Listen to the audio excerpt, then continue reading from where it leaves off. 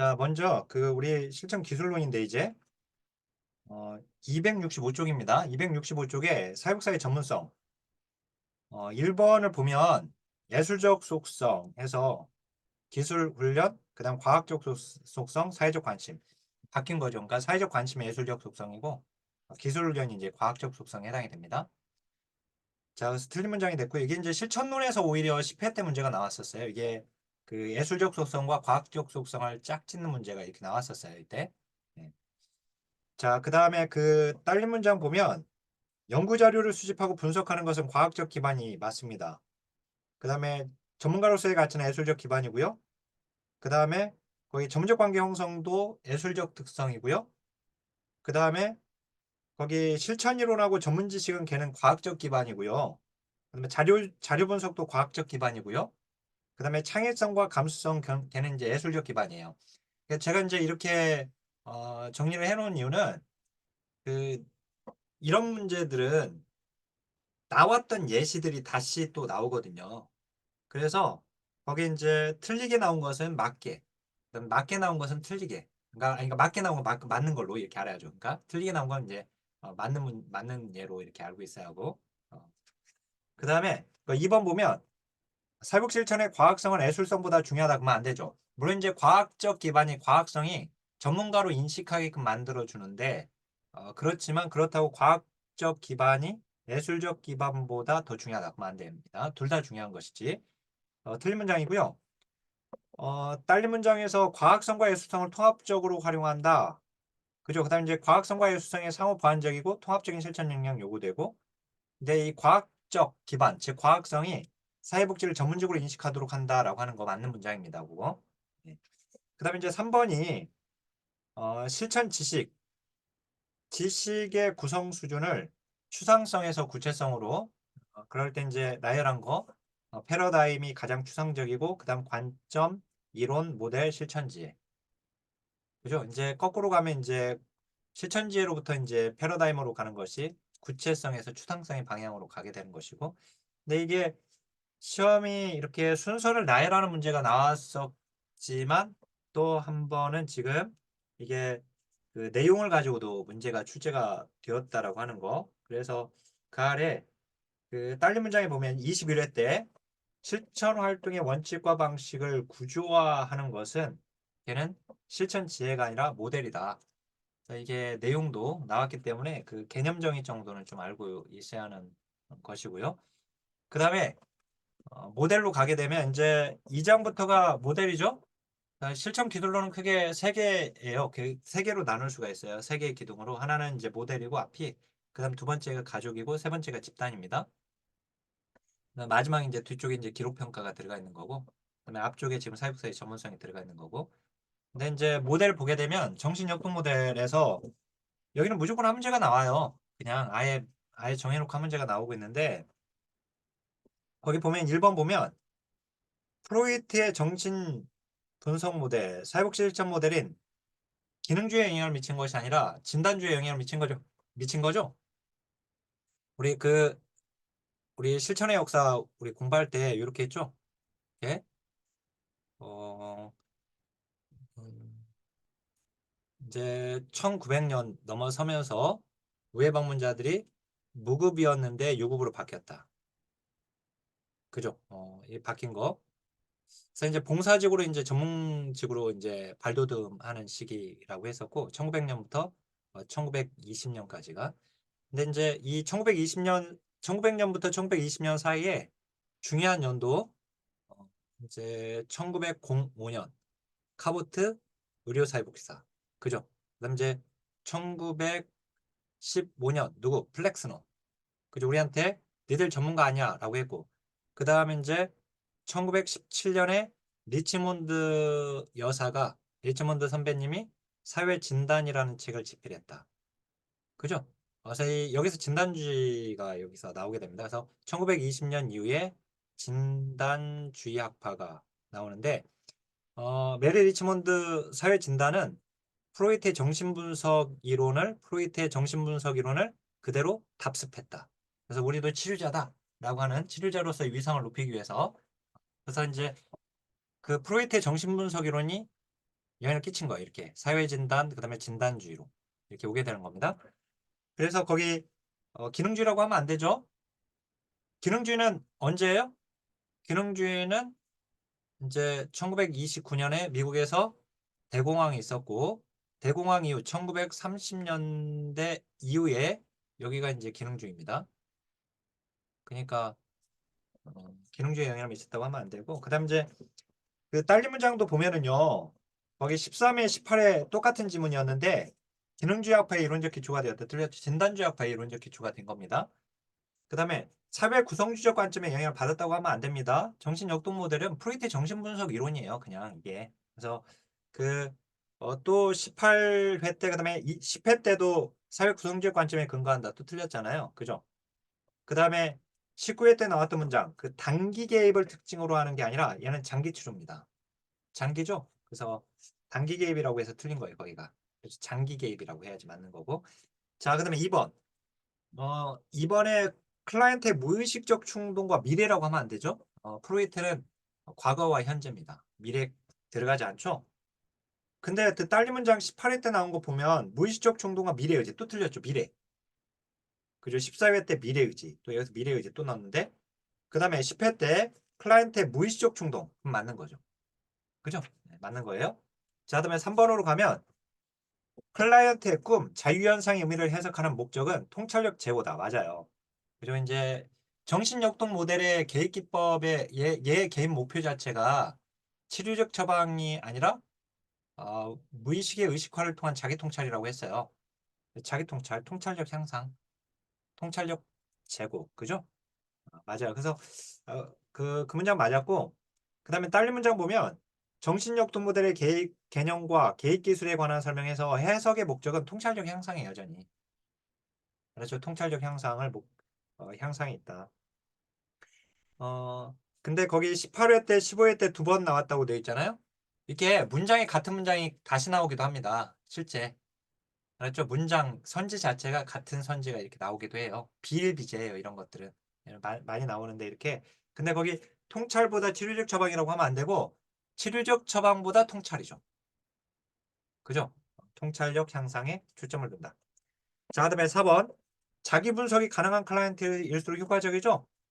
또는 이제 그 딸린 문장 보면 성장 의지가 높은 또는 자기 분석이 가능한 그죠? 또는 자기 분석에 관심이 많은 다 맞는 거고 그 다음에 5번 보면 어, 자유현상 훈수 직면은 모두 다 정신역동 모델의 개입기법입니다. 그래서 정신역동 모델은 개입기법을 알아야 돼. 그 종류를 알았죠? 알아야지 됩니다. 그 딸린 문장 보면 자유현상 훈수 직면 그 다음에 다시 훈수과 꿈의 분석 그죠? 그 다음에 자유현상과 꿈의 해석 다 봤죠? 그 다음 이제 6번으로 가면 클라이언트가 문제에 대한 통찰 수준을 높여서 경험적 확신을 갖도록 클라이언트에게 반복적으로 설명한다. 자유현상이 아니라 얘는 훈습입니다. 그래서 틀린 건데 딸린 문장 보면 21회 때 나온 거 저항이나 전이에 대한 이해를 심화 확장 이것도 훈습입니다. 어, 그 명료화가 아니라 19회 때는 맞게 나왔죠. 이 훈습을 통해 클라이언트의 불안을 최소화하고 적합함하고 자신 문제를 이해할 수 있는 능력을 기르게 합니다. 맞는 문장인데 그 맞는 문장으로 훈습 잘 알고 계시면 좋겠고 그다음에 이제 12회 때 나온 거 저항이나 전이에 대한 이해를 반복해서 심화 확장 맞습니다. 훈습. 자, 그다음에 7번. 핵심이 되는 문제에 초점을 맞추는 게 직면이 아니라 그건 초점화죠. 네, 초점화입니다. 그 직면이 아니라 그 딸린 문장에 보면 모순이나 불일치를 직시하도록 원조하는 단일성 기법 걔가 이제 직면이에요. 이 직면 불일치를 지적하는 거죠. 불일치를 지적하는 거. 그 다음에 또 거기 클라이언트의 말과 행동을 일치되지 않을 때 이를 인식하도록 돕는다. 환기가 아니라 직면이죠. 그죠? 직면을 가지고 이렇게 지금 틀리게끔 냈었고 그다음 이제 8번 보면 반복적이며 퇴행하는 특징이 있다. 이게 전이가 맞아요. 전이는 반복적이고 퇴행하는 특징을 갖고 있습니다. 자, 근데 거기 딸린 문장에 보면 전이 분석에서 정신역동 모델 기법 문제였어요. 그래서 전이 분석 클라이언트가 주어가 지금 클라이언트가 맞죠? 과거의 중요한 인물에 대해 느꼈던 감정을 현재 치료사 즉 사회복사에게 재현하는 현상 맞죠? 맞죠? 그래서 이제 과거 문제를 해석하고 통찰하도록 한다. 자, 그 다음에 두 번째, 전이는 정신역동 치료에 방해가 되므로 이를 이용해서는 안 된다. 그죠? 이게 이제 틀렸죠? 왜냐면 우리가 제가 그래서 이런, 자, 이 전이와 역전이는 인행사에서 그 프로이트 이론에서 나올 때는 방어기제로 얘가 나오잖아요. 우리 이제 거기서 방어기제로 공부를 했고, 그다음 이제 실천론에서 관계론을 공부할 때는 관계형성의 장애 요인 또는 관계형성을 방해하는 요인으로 나와요. 얘가 관계형성의 방해 요인으로, 장애 요인으로, 그죠? 그런데 자, 그런데 지금 이제 음, 여기서 정신역동 모델에서는 어,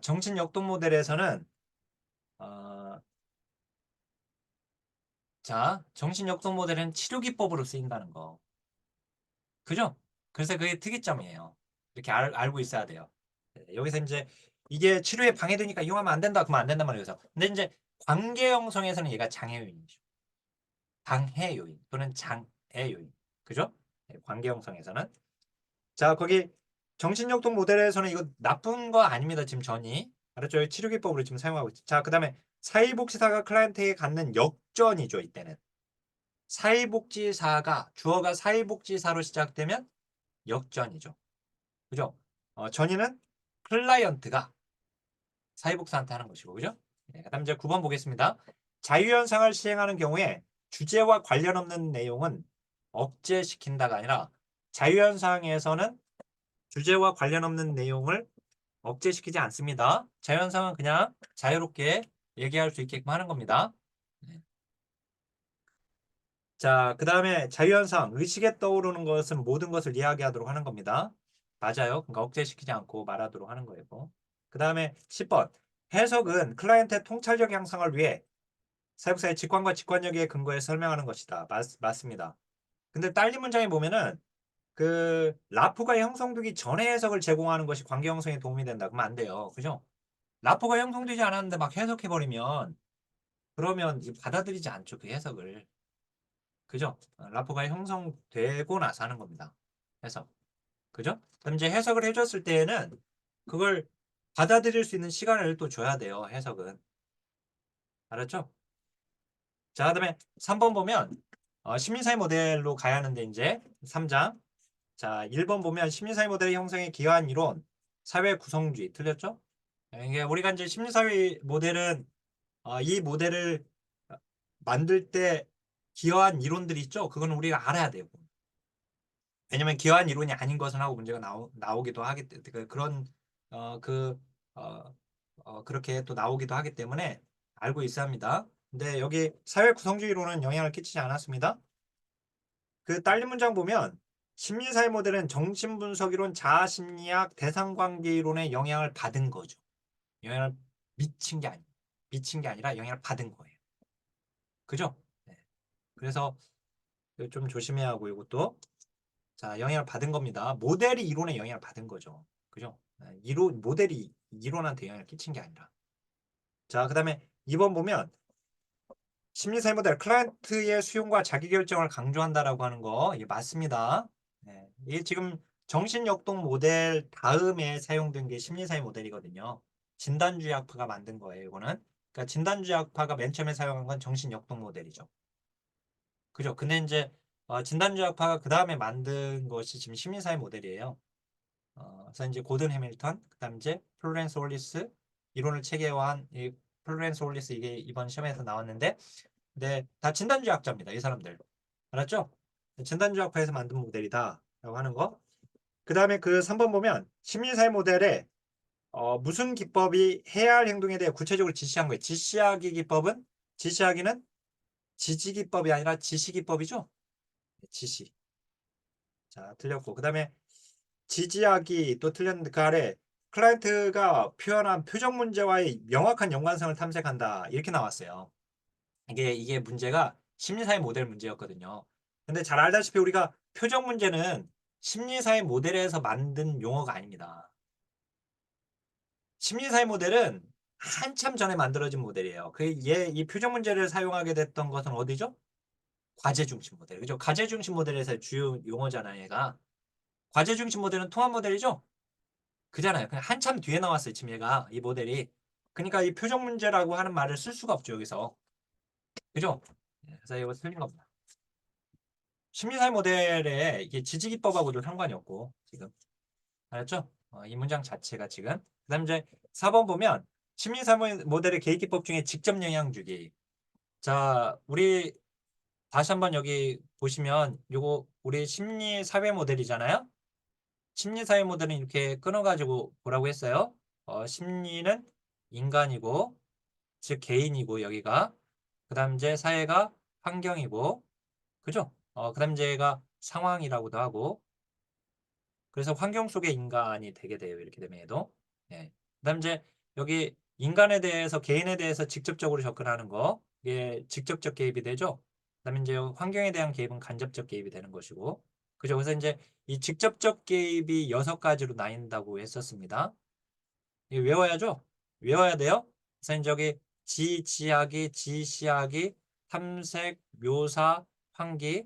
그다음에 3가지는 고찰이죠. 고찰, 고찰. 이 고찰을 성찰이라고도 한다고 했고, 그죠? 근데 얘는 인간 환경이니까 첫 번째가 인간 환경에 대한 고찰. 이렇게 외우면 돼요. 제가 이렇게 외우듯이. 이제 얘가 발달적 고찰, 그다음에 유형, 역동성 고찰 이렇게 3가지. 그래서 이제 지금 이게 계획기법을 지금 가지고 이렇게 문제가 나오는 것들인데요. 그거 보면 4번 보면 어머니에게 편지를 써보시지 않으실래요? 이게 직접 영향주기 맞죠? 이 지시하기예요. 이 지시하기가 직접 영향주기예요. 얘가. 직접 영향 준 거잖아요. 지시했으니까. 그죠? 그 다음에 거기 딸린 문장 보면 지금까지 방법이 효과적이 않았다면 다른 방법을 시도해 보면 어떨까요? 그죠? 이렇게 이제 제안하는 거죠. 그래서 이 지시하기 직접 영향 주기는 제안이나 충고나 지시예요. 제안, 충고, 지시. 그러니까 그 문장이 지금 제안하는 거잖아요. 어머니한테 뭐 이렇게 편지 써보시지 않으실래요? 아까 위에도 그렇고 그 아래 또 다른 방법을 시도해 보면 어떨까요? 그죠? 네. 그다음 이제 어, 또 그 밑에 보면 주변인에게 영향력을 행사해 환경을 변화시키는 게 아니죠. 이거는 직접 영향 주기. 얘는 직접 영향 주기. 여기 직접적 개입이에요. 환경을 변화시키는 건 간접적 개입이고. 그죠? 네. 그래서 이제 그 문장 틀렸고 그다음에 사회복사와 클라이언트 간의 신뢰관계를 바탕으로 클라이언트에게 제안과 설득을 제공하는 것이다. 직접 영향 주기. 맞죠? 다시 한번 문제 해결을 위해 사회복사 의견을 강조하는 것이죠. 제안 충고. 다 맞는 거예요. 그죠? 이렇게. 네. 그다음 이제 5번 보면 심리사회 모델의 계획기법 중에 발달적 고찰. 어린 시절에도 이런 느낌을 느끼신 적 있었나요? 그래서 제가 이제 강의 중에서 말씀드리는데 여기에 지금 직접 영향 주기 하고 이 발달적 고찰은 특히나 어떤 뭐 탐색 묘사 환기 요거는 얘들 3가지는 특히나 그 내용까지도 좀 알고 있어야지 돼요. 얘들은. 그래서 거기 5번에 어린 시절에도 과거에도 이런 느낌, 현재 이런 느낌을 그래서 과거와 현재를 연결시키고 있는 거죠. 이게 발달적 고찰이 맞아요. 알았죠? 그래서 이제 그 딸린 문장에 보면 현재 클라이언트의 성격이나 기능에 영향을 미친 가족의 기원, 즉 과거죠. 가족의 기원 초기 경험은 과거잖아요. 이제 그것과 현재의 클라이언트의 성격 기능. 그다음에 이제 성인기 이전의 생애 경험이 즉 과거죠. 그럼 현재 기능이 그죠? 과거와 현재. 그죠? 그다음에 이제 선생님께서는 이 문제 현재 이 문제가 학창 시절 과거의 학창 시절과 어떤 관련 맞죠다. 자, 그다음에 6번 지지하기. 자, 클라이언트의 현재 또는 최근 사건을 고찰하기 위해서 현실적인 해결 방법을 찾는다. 요거는 인간 환경에 대한 고찰이에요. 상황에 대한 고찰. 그렇죠. 이게 이제 그 지지하기에 해당되는 문장이 아니라 그래서 그거는 그 문장 자체가 인간 상황에 대한 고찰이다라고 하는 거 이렇게 정의해서 좀 알고 있으면 됩니다. 7번 보면 그 탐색 소거 환기가 아니라 탐색 묘사 환기죠. 소거는 누구 거예요? 소거. 스키너 거. 그죠? 스키너 거죠? 스키너의 행동주의 이론의 스키너. 자, 묘사 환기입니다. 탐색 묘사 환기. 다시 한번 또는 묘사를 기술이라고도 해요. 탐색 기술 환기 또는 탐색 묘사 환기 상관없습니다. 묘사가 기술이니까. 그다음에 이제 거기 탐색 기술 환기 해가지고 클라이언트의 상황에 대한 사실을 드러내고 감정의 표현을 통해서 감정의 전환을 제공하는 거죠. 이 탐색 기술 환기는 순서예요. 먼저 자신의 주변에서 일어나는 일들을 탐색하게끔 하고 그걸 자신의 말로 기술하게끔 만들면 그러면 거기에 감정이 같이 드러나게 이제 그 같이 나오게 되니까 표출되게 되니까 거기 이제 환기는 클라이언트의 부정적 감정이죠. 이번에 우리 시험에 이번에 긍정적 감정이라고 해서 틀리게 나왔어요. 긍정적 감정을 표출시키는 게 아니라 부정적 감정이 문제제기를 방해가 될 경우에 감정의 강도를 약화시키는 겁니다. 자, 그 다음에 클라이언트와 환경과의 상호작용에 대한 사실을 기술하고 감정을 표현하도록 하는 거 맞습니다. 알았죠? 주변 환경에서 일어나고 있는 것을 탐색하게 만들고 그걸 묘사시키 사실대로 기술하게끔 만들고 그러면 거기에 감정이 묻어나오죠. 그죠? 자, 그 다음에 8번 보면 심리사회 모델의 계획기법 유형의 역동성 성찰은 유형 역동성 성찰 지금 이게 나온 거예요. 여기 지금 요거는 성격, 행동, 감정의 주요 경향에 대한 자기 이해를 돕는다. 경향 또는 패턴, 유형 뭐 이렇게 이제 맞는 거고요. 9번 보면 역설적 의도를 여기다 집어넣었어요. 역설적 의도는 누구 거죠? 역설적 의도는 두 가지로 알고 있어요. 하나는 인지행동 모델의 계기법이에요. 얘가. 그다음에 우리 가족 치료에서는 전략적 가족 치료의 계기법이에요. 양쪽에 다 알고 있어야 하고. 자, 그다음에 4번 사장으로 갈게요. 인지행동 모델입니다. 인지행동 모델에서 그 1번 보면 시험에서 행동 수정 모델로 이렇게 나오는 경우가 있어요. 또는 행동주의 모델로 이렇게 나오는 경우가 있거든요. 그러면 우리 인행사에서 초기행동주의 학자, 즉 고전적 조건화, 그다음 이제 그러니까 우리 그 누구누구죠? 초기행동주의 학자가 누구예요? 파블로프, 그다음에 왓슨, 그다음에 쇼다이크, 그죠? 그다음에 스키너와 반두라까지를 생각하고 문제를 풀면 돼요. 행동 수정 모델 이렇게 나오면 그래서 거기 그 속어는 반응을 강화 또는 유지하기 위한 수단이 아니라 속어는 이전에 강화되었던 행동에 대해서 더 이상 강화물을 주지 않고 무시하는 겁니다. 그죠?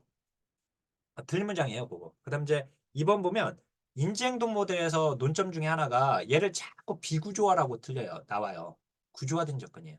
구조화된 접근은 순서, 단계가 정해져 있다는 거예요. 단계가. 알았죠? 단계가 정해져 있어요. 시작부터 종결까지의 단계가 구분되어 있어요. 이걸 구조화라고 해요. 이제 구조화된 접근. 근데 얘도 단계가 있거든요. 그래서 얘를 비구조화된 접근이라고 하면 안 됩니다. 틀려요. 근데 딸린 문장도 보면은요. 구조화된 접근, 그 다음에 비구조화 또 틀렸잖아요. 17회 때. 14회 때 다시 구조화된 접근. 이게 논점인 걸 알 수 있잖아요. 구조화. 네, 자꾸 비구조화라고 이렇게 나오니까. 그 다음 이제 3번 보면 인지행동 모델 비합리적 신념 체계 변화를 강조한다. 맞죠? 얘는 비합리 인지행동 모델 이제 인지가 붙었잖아요. 그 앞에. 그죠? 인지. 지금 그 다음 이제 그 딸린 문장에 보면 음주 문제와 가정 불화로 직장에 적응하지 못해서 의뢰된 클라이언트에게 심리사회 모델을 적용할 때와 그 기법을 물어봤거든요. 근데 이제 클라이언트의 인지적 오류와 신념 체계를 탐색한다고 하면 심리사회 모델이 아니죠. 그건. 이렇게 되면 인지행동 모델이 되게 돼요. 그죠? 인지행동 모델. 그래서 거의 틀린 문장이고요. 자, 그다음에 인지행동 모델 개인에게 있는 비합리적 신념 체계를 끌어내서 합리적 신념 체계로 바꾸도록 도와주는 거 맞습니다. 특히 이제 이 비합리적 신념을 합리적 신념으로 바꾸는 것이 앨리스의 합리정서 치료죠. 그죠? 그다음에 이제 4번으로 와볼게요. 자, 개인의 주관적 경험. 이게 논점이에요. 이거 문장 되게 잘 나오거든요. 그래서 거기 21회 때는 맞게 나왔고 딸린 문장 보면 19회 때 맞게 나왔죠. 주관적 경험. 17회 때 맞게 나왔고 주관적 경험. 근데 16회 때 객관적 경험 틀렸죠. 그죠? 객관적 경험의 일반화가 아니라 주관적 경험의 독특성이에요. 그래서 거기 15회 때는 주관적 경험의 독특성이라고 해야지 되는데 그거 인정하지 않는다라고 해서 틀렸죠. 인정한다라고 해야지 맞는 거고. 그죠? 네. 그 다음에 클라이언트의 주관적 경험과 인식, 주관적 경험과 책임. 맞겠죠? 이제 이게 계속 이렇게 나와요. 그래서 비구조화가 아니라 구조화. 그 다음에 주관적 경험의 독특성과 인식. 그죠? 그 다음 이제 5번 보면 대체 사고 행동을 학습하는 교육적 접근 맞죠? 교육적 접근 맞습니다, 이거. 그래서 이제 그 딸린 문장을 보니까 과제 활용과 교육적 접근, 자기 치료가 가능하도록 한다. 맞죠? 이거. 그 자기 치료가 가능하도록 한다는 거 하는 거 이거 맞아요. 이거 중요한 문장입니다. 인지행동 모델에서 클라이언트의 자기 치료가 가능하도록 한다라고 하는 게 알았죠? 그 5번에 그 해설에 보면 그 클라이언트 자신이 스스로 치료자가 될 수 있도록 교육한다라고 이렇게 했던 문장 잘 기억하고 있고요. 일단 다시 한번 교육적 접근. 그다음 이제 6번으로 와보면 백의 인지 치료에서 인지적 왜곡을 지금 얘기하는 겁니다. 그래서 근데 선생님은 나를 미워하니까 성적도 나쁘게 줄 거야. 이거 임의적 추론입니다. 그죠? 적절한 증거가 없는 거죠. 자, 임의적 추론. 그 다음에 딸린 문장에 보면 선택적 사고, 선택적 요약은 상황에 대한 자신의 관점을 지지하기에 특정 자료를 걸러내거나 무시하는 거 맞는 거고. 그다음에 이제 7번으로 오면 정반대 증거나 증거가 없음에도 불구하고 어떤 결론을 내려버린다. 이거는 임의적 추론이죠. 그죠? 적절한 증거도 없어요. 오히려 또 반대 증거가 있음에도 불구하고 어떤 결론을 내려버리는 거. 이게 이제 임의적 추론이었고. 그다음에 딸린 문장에 시험 보는 날인데 아침에 미역국을 먹었으니까 나는 떨어질 거야. 임의적 추론이죠. 그죠? 적절한 증거가 아니죠. 그 그다음에 하나 또는 별개의 사건을 가지고 결론을 내는 비논리적으로 확장시키는 게 그게 과잉 일반화죠. 그죠? 어, 그러니까 이제 내가 못생겨서 여자친구가 또는 남자친구가 떠났으니 그러니까 헤어졌으니까 나는 결혼도 못하겠지. 이게 이제 과잉 일반화였죠. 그러니까 이제 내가 여자친구와 또는 남자친구와 헤어졌다라고 하는 거. 어, 그런 경험을 자기가 겪은 것이고 그 사건을 경험한 것이고 그걸 통해서 나는 결혼도 못하겠지라고 한 겁니다. 비논리적으로 확장했다. 이거 과잉 일반화죠. 얘가. 그럼 이제 내가 너무 뚱뚱해서 사람들이 나만 쳐다보는 것 같아. 이게 임의적 추론이죠. 맞죠? 네. 그거. 자, 그다음에 과잉 일반화. 내가 너무 못생겨서 남자친구가 떠났으니 결혼도 하기 어렵게. 이게 이제 과잉 일반화예요. 우리 시험에 실제 나왔던 지문들이니까 이게 예로. 그다음에 이제 그 8번 보면 타임아웃 이 격리예요. 격리는 부적 처벌입니다. 정적 강화가 아니라 부적 처벌. 거기 이제 해설해 보시면 신체적 규율의 대안이라고 할 수 있다. 타임아웃은. 그러니까 어, 동생과 형이 그 장난감을 가지고 놀다가 싸웠을 때 애들을 신체적으로 이렇게 어떤 이렇게 체벌을 가하거나 이렇게 하는 게 아니라 그것 대신에 장난감이 없는 방으로 격리시켜 버리는 거죠. 그죠? 네. 이제 그 부적 처벌입니다. 그러니까 그 부적은 제거시키는 거잖아요. 이건 처벌은 처벌인데 그 유쾌한 자극을 제거시켜 버리신 장난감을 없애버렸으니까 주위에서. 그죠? 그게 이제 이게 부적 처벌이 돼요. 정적 강화가 아니라 그다음에 이제 딸린 문장 보면 체계적 탈감법은 우리가 체계적 둔감법이라고도 하고요. 체계적 탈감법으로도 이렇게 나와요. 근데 얘는 지금 고전적 조건하에 근거하고 있는 겁니다. 이완과 불안을 짝짓는 거예요. 여기서 이완과 불안을 짝짓는 거. 마치 무조건적 자극인 고기 조각과 종소리를 결합시켰던 것처럼. 알았죠? 이제 여기가 그 고전적 조건하에 근거한다. 맞아요, 그거. 자, 그다음에 9번 보면 행동 조성은 목표 행동을 세분화해서 연속적 단계적으로 강화하는 것이다. 맞습니다. 행동 형성 강화의 원리를 따른다. 맞아요, 그거. 자, 단계적으로 행동을 점진적으로 강화하면서 점진적으로 만들어가는 것입니다. 다음 이제 10번 보면 내적 의사통의 명료와 자, 클라이언트가 자신의 생각을 말로 표현하고 피드백을 통해 사고의 명료화를 돕는 거 맞아요. 이거 조심하실 것은 뭐냐면 그냥 명료화는 자, 이거 조심하세요. 이거 우리가 그냥 명료화 나오잖아요. 이 그냥 명료화는 얘는 정신역동 모델의 계기법이에요.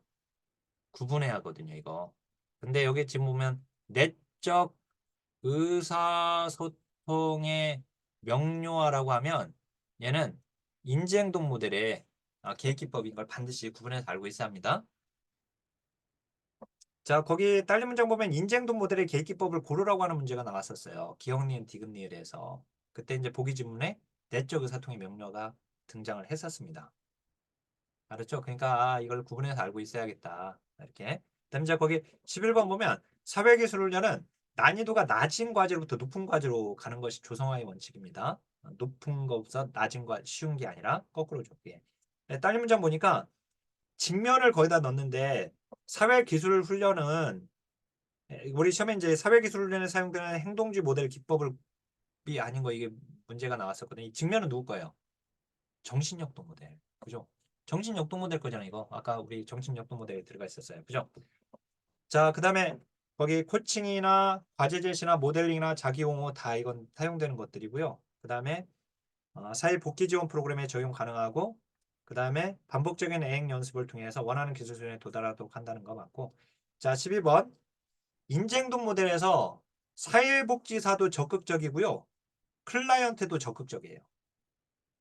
근데 거 보시면 사회복지사의 적극적 역할 수행이 어렵다. 틀렸죠. 사회복지사도 적극적이어야지 되고요. 클라이언트도 적극적이고 능동적으로 참여해야 돼요. 둘 다. 알았죠? 둘 다예요. 둘 다. 그러니까 적극적인 게. 그러니까 사회복지사는 적극적이지 않고 클라이언트가 적극적이다. 그러면 안 되고. 알았죠? 그래서 거기 딸린 문장 보시면 지적 능력을 가진 클라이언트에게 적용이 용이하다. 맞죠? 지적 능력이 낮은 클라이언트에게 효과가 제한적이다. 맞는 것이고. 그죠? 예, 이렇게. 다시 한번 말씀드리면 거기 인재행동 모델은 거기 어 지금 OX 강의를 들으면서 하시는 선생님들도 어 그 핵심 이론 노트를 옆에다 반드시 끼고 확인하는 작업들을 하세요. 내가 이제 이게 맞는데 확실히 이게 맞나? 틀리나? 이게 애매할 경우에는 반드시 옆에 끼고 어 보시면 좋습니다. 이게 결국 이제 단권화해 가지고 우리가 그 단권화된 책을 가지고 이제 애내독을 해야 하거든요. 계속 반복해서 보시는 작업이 필요해요. 이 두꺼운 걸 책으로 공부하게 되면 이게 나중에 효율적이지 않거든요. 이게 분산되게 되고 이게 딱 정리해서 봐야 하잖아요, 우리가. 근데 그러려면 얇은 책이 하나가 필요해요. 그래서 우리가 단권화하는 거잖아요. 근데 단권화된 책의 핵심 이론 노트니까 그걸 가지고 자꾸 활용하세요. 옆에 끼고.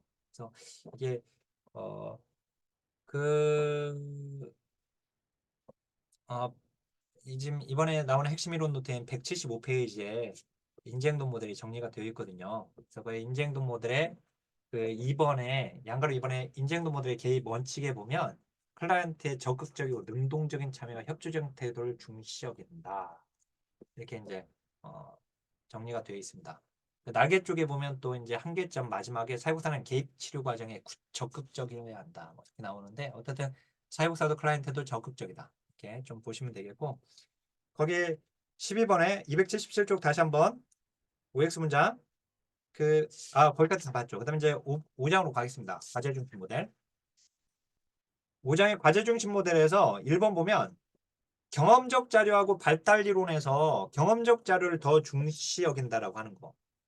그죠? 경험적 자료보다 발달 이론을 중심으로 틀렸죠? 바꿔놨잖아요. 그 딸린 문장 보니까 조사에 근거한 경험적 자료를 중심으로 진행한다. 맞고. 다시 한번 경험적 기초라고 하는 거예요. 그걸. 그러면 이론을 무시하는 거냐? 그건 아니라고 그랬죠? 이론을 무시하는 게 아니라 과제 중심 모델은 특정 이론에 근거하지 않고 얘는 절충주의거든요. 통합 모델이에요, 얘는. 그래서 지금의 우리 통합 모델처럼 모든 이론을 다 씁니다. 근데 다만 그 이론이 사회복지 실천 현장에서 경험적으로 검증된 이론이어야 한다는 거예요. 그래서 그걸 경험적 자료라고 하는 거예요. 알았죠? 경험적 자료를 중시한다. 알았죠? 네. 그러니까 이제 경험적으로 검증된 발달 이론이라면 그것도 중시 여기는 거죠. 그죠? 우리 실천 현장 이게 이제 리드와 앱스타인이 이 모델을 설계하고 3년 동안 사회복지 실천 현장에서 실제 경험적으로 검증 작업을 거쳤거든요. 알았죠? 그 모델이 바로 이제 과제 중심 모델 이게. 자, 거기 2번 보면 단기 치료의 기본 원리 맞아요. 이거 단기 치료죠? 단기 치료예요. 2개월에서 3개월. 그래서 그 기본 원리를 강조한 비구조 아니죠. 구조화된 접근이에요. 자, 다시 한번 구조화된 접근은 무슨 의미다? 구조화된 접근은 단계가 정해져 있다는 뜻이에요. 알죠? 시작부터 종결까지 단계가 딱딱딱 구분되어서 전개되어 있는 거. 이게 이제 구조화된 접근인데 얘는 이제 시작 종결 있잖아요. 그죠? 이제 시작 다음이 문제 규명, 그 다음에 계약, 그 다음에 실행, 그 다음에 종결. 이게 5단계로 되어 있거든요. 얘가. 그죠? 자, 거기 그 딸린 문장 보면 시작, 표적 문제 규명, 계약, 실행, 종결 단계와 같은 구조화된 조건을 강조한다. 이게 10회 때 나왔던 지문입니다. 10회 때는 공개된 문제, 10회 시험부터 공개된 거거든요, 우리가. 알았죠? 9회 때까지는 공개된 거 아니에요. 다 그 복원된 문제예요. 그러니까 10회 때부터 이제 공개된 건데, 공개된 문장에서 이렇게 문제가 나왔던 문장이 맞는 문장으로 나왔어요, 그때는. 그 다음에 계획 단계 내용이 구조화되어 있지 않다, 틀렸죠? 구조화되어 있단 말이에요. 단계별 구조화 맞는 것이고. 자, 그 다음에 3번 보면 클라이언트의 문제의식을 반영해서 표적 문제를 설정하죠? 맞죠? 우리가 그 실천론에서 그 이 표적 문제가 나오는 게 실천론에서 어디서 나오죠? 계획 과정에서는 얘가 계획 수립 단계에서 나와요. 그죠? 계획 수립 단계에서 무조건 외우라고 했던 것이 표적 문제 선정. 그죠? 그 다음에 목표 설정. 목적 또는 목표 설정. 그 다음에 계약 또는 계약의 공식화. 이 세 가지잖아요. 그죠? 공식화하는 거, 계약 공식화, 계약하는 거. 이 세 가지예요. 그래서 이제 여기 앞에다가 표적 문제 찾기 집어넣으면 되고. 그죠? 그다음 이제 목표 설정 다음에 이게 목적 설정이면 목표로 구체화하기가 되고 목표 설정이면 과업으로 구체화하기. 이렇게 됩니다. 그죠? 이렇게 해서 이제 5개는 외우면 되는데 어쨌든 이 표적 문제 여기서 지금 계획술 단계에서 나오는 게 다 과제 중심 모델에서 나오고 있는 용어예요. 그렇죠? 네. 그래서 표적 문제는 클라이언트가 인식한 문제로부터 시작하는 거죠. 클라이언트가 인식한 문제. 그리고 사육사가 정적 판단해서 인정한 문제. 알았죠? 그래서 그 딸린 문장 보면 클라이언트가 인식한 문제에 초점을 둔다. 맞아요. 그러면 과제 중심 모델. 표적 문제가 그렇게 설정하는 거니까. 그다음에 이제 클라이언트의 요구를 최대한 반영한다. 맞죠? 클라이언트의 문제 인식을 반영하여 표적 문제를 설정한다. 맞죠? 자, 그다음에 4번. 단일 이론에 기반한다. 이름 틀린단 말이에요. 통합 모델이에요. 이 절충주의 모델이거든요. 그래서 우리가 심리사회 모델도 절충주의 이론이라고 하면 맞아요. 그 모델이라고 하면. 심리사회 모델도. 그다음에 얘도 과제 중심 모델도 절충주의 모델이라고 하면 맞아요. 이 절충주의는 통합 모델의 특징이지만 그러니까 과제 중심 모델은 통합 모델이니까 절충주의라는 말을 써도 되죠. 그러면 심리사회 모델은 통합 모델이 아닌데 왜 절충주의를 쓰느냐? 심리사회 모델도 여러 이론을 받아들였죠. 물론 이제 그 모든 이론을 다 받아들인 건 아니지만 그죠? 걔도 여러 가지 이론을 받아들이고 있잖아요. 그죠? 근데 얘도 지금 단일 이론에 기반한다 틀렸고 딸린 문장 보세요. 단일 이론에 근거하여 10회 때 또 나왔잖아요. 또 틀렸죠. 효과성과 효율성을 증진시키는 건 맞아요. 그 뒷문장은 맞았어요. 근데 단일 이론에 근거한다고 틀렸어요. 알았죠, 이거? 그다음에 5번.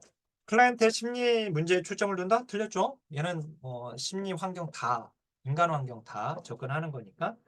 자, 그 딸린 문장 보니까 이 과제 중심 모델을 적용한 계획기법을 물어봤는데요. 철수의 성격 유형과 심리 역동을 탐색하는 것은 정신역동 모델입니다. 틀렸고 다시 한번 10회 때 나왔던 거 클라이언트의 성격 유형과 심리 내적 역동을 초점을 둔다. 틀렸죠? 정신역동 모델이다. 자, 그다음에 6번으로 갈게요.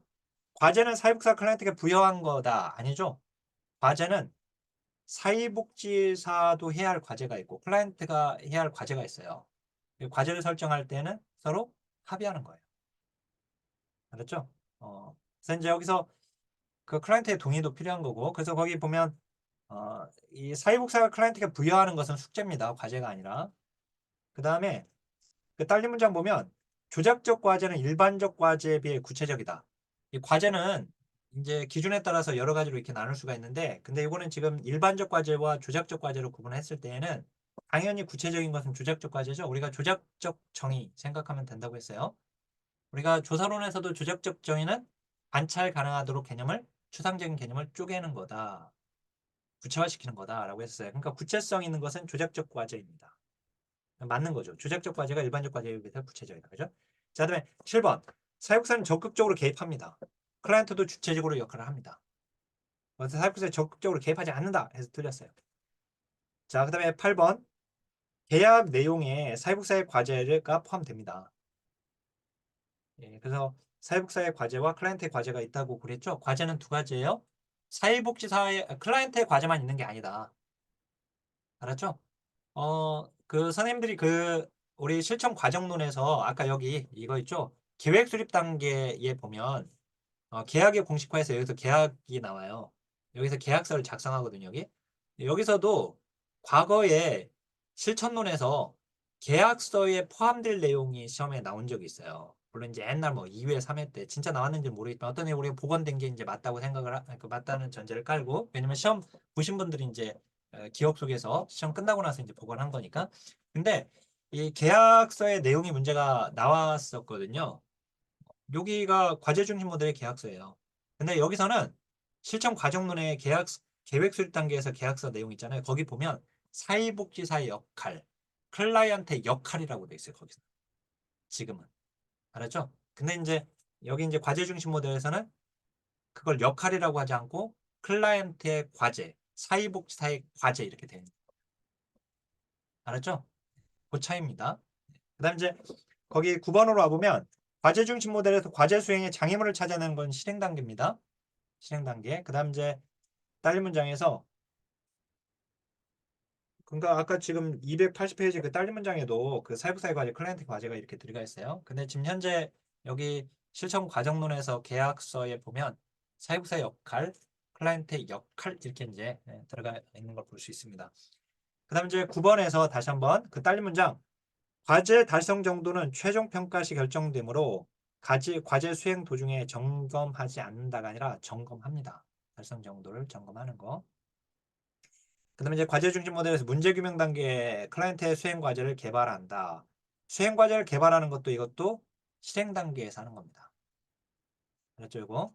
그다음 이제 10번 보면 생태 체계 모델, 행동주의 모델, 과제 중심 모델 모두 다 환경적 개입을 강조한 모델에 해당이 되고요. 그다음 이제 마지막 6장 가볼게요. 6장에서는 역량 강화 모델, 위기 개입 모델, 그다음에 또 하나가 들어가 있는 게 이제 클라이언트 중심 모델이 나와요. 근데 클라이언트 중심 모델은 올해 시험에서도 22회 시험에서도 한 문장이 나왔거든요. 그래서 총 이제 어, 그렇게 따지면 총 몇 문장이 나온 거예요? 총 네 문장이 나왔어요. 그러니까 총 지금까지 한 네 문장이 나왔습니다. 그 어, 자, 그러면 이제 제 6장 볼게요. 6장에 역량 강화 모델 보면 역량검 모델은 클라이언트를 문제 중심으로 보지 않고 필요한 자원을 활용하거나 문제에 대처할 수 있도록 지지하여 자립을 가능하게 하는 실천 모델. 맞죠?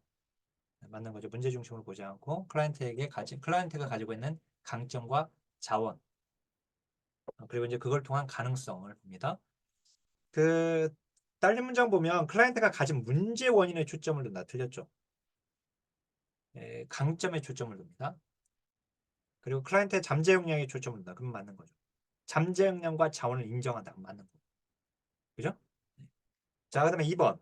사회복사와 클라이언트 간의 상호 협력적인 파트너십 맞죠? 자, 딸린 문장. 클라이언트의 참여를 중시하고 자기결정권 강조. 그죠? 우리가 이제 인파먼트 모델, 역량 강화 모델, 강점 관점 구분하지 말라고 그랬어요, 제가. 문제 풀 때는. 다 똑같은 거다. 알았죠? 이렇게 문제 풀면 돼요. 이번에 실천문에서 그 한 문제는 인파먼트 모델에 대한 설명으로 이렇게 나왔고 또 한 문제는 강점 관점에 대한 설명으로 이렇게 나왔어요. 사실 똑같은 문제가 두 번 나온 거예요, 지금. 거기서 지금. 그래서 어쨌든 이제 거기 3번 보면 인파먼트 모델 클라이언트를 개입의 객체가 아니라 주체입니다. 자기결정권을 강조한다. 그죠? 그래서 이걸 소비자 주권주의라고 했어요. 여기가. 그래서 소비자로 본다고 했잖아요. 클라이언트를 소비자로 봅니다. 소비자로. 수혜자로 보지 않고 제공자와 수혜자의 관계가 아니라 제공자와 소비자의 관계로 본다. 소비자 주권주의. 그게 바로 자기결정입니다. 자기결정의 극대화. 딸린 문장 보면 클라이언트를 개입의 객체가 아닌 주체로 보기 때문에 자기결정권이 잘 보호될 수 있다. 19회 때 문장. 그죠? 그다음 이제 인파먼트 모델에서 클라이언트를 일방적 수혜자로 인식하지 않는다. 그죠? 아까 제공자와 수혜자가 아니라 제공자와 소비자. 이해됐죠? 예, 그거예요. 그다음 이제 4번. 발견, 대화, 발전이 아니라 대화, 발견, 발전이죠. 순서. 근데 딸린 문장 봐보세요. 실천은 18회 때 대화, 발견, 발달 맞아요. 그러니까 발전이 발달입니다. 좀 번역상의 문제예요. 그래서 이제 발달이라고도 하고 발전이라고도 한다. 이해됐죠? 그 다음에 거기서 자, 그 5번 보면 이 단계에서 해야 할 일을 가지고 이렇게 문제가 나와요. 그래서 거의 대화 단계에서 목표 설정과 협력 관계 형성 맞아요.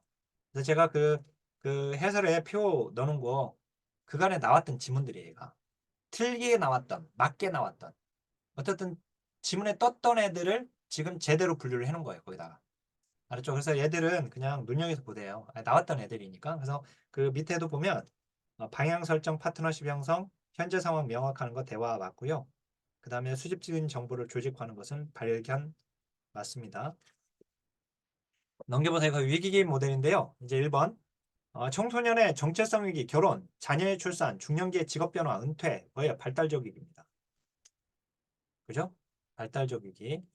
예, 나왔고. 그 다음 이제 이렇게 한 문제로 물어봤어요. 이거를 아예. 청소년기의 정체성 위기, 결혼, 자녀의 출산, 중년기의 직업 변화, 은퇴 등 개인의 생애 주기에 따른 위기는 무엇인가? 답은 발달적 위기. 그렇죠. 이게 아예 한 문제로 나왔어요. 그래서 그 위기의 종류 있잖아요. 그것도 위기 게임 모델에서 우리가 좀 정리를 해서 알고 있어야 하는 부분이고, 특히 우리 이제 그 코로나19는 그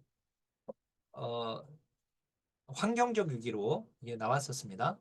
10, 이게 뭐 20회 때 나왔어요. 전염병은 지금 환경적 위기에 들어가거든요. 이제 그건 환경적 위기에 들어간다. 발달적 위기처럼 이렇게 물어볼 수 있다면 뭐 실존적 위기나 또 이제 상황적 위기도 지금 아직은 안 나왔으니까 그것도 지금 좀 확인해서 보시고요. 그 딸린 문장 거기 이제 2번 보겠습니다. 위기의 특성. 위기에 대한 지각은 모든 사람이 동일하지 않죠?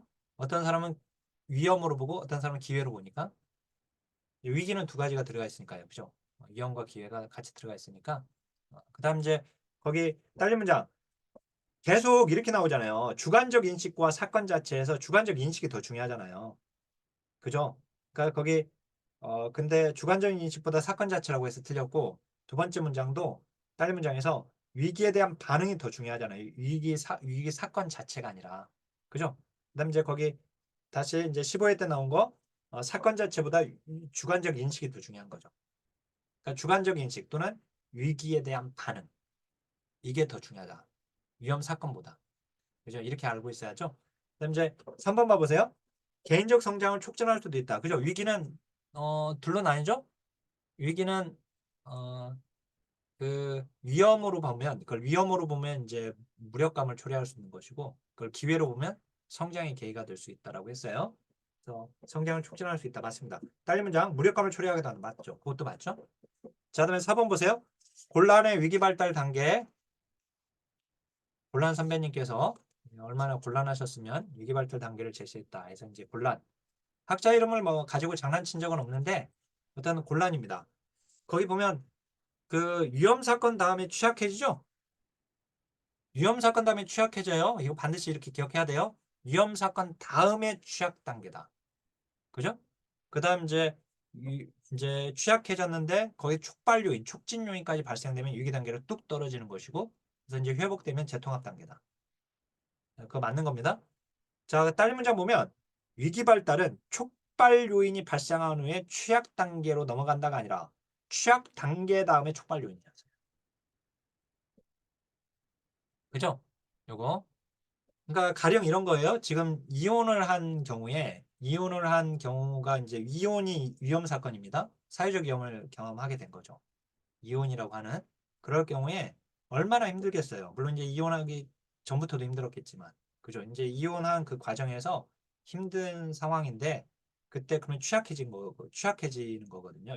이혼으로 인해서 취약해진 거예요. 그러니까 위험 사건을 경험함으로 해서 취약해졌는데 그걸 간신히 참고 있는데 취약 단계에서 간신히 버티고 있는데 교통사고라도 나게 되면 그 가벼운 접촉사고든 뭐든 교통사고가 발생되면 그 무너진단 말이에요. 그러니까 이제 거기서 그 교통사고가 바로 촉발 요인이 되는 거예요. 그래서 완전히 무너지게 돼요. 위기 단계로 뚝 떨어지게 되죠. 거기서 이제 회복하게 되면 재통합 단계인 겁니다.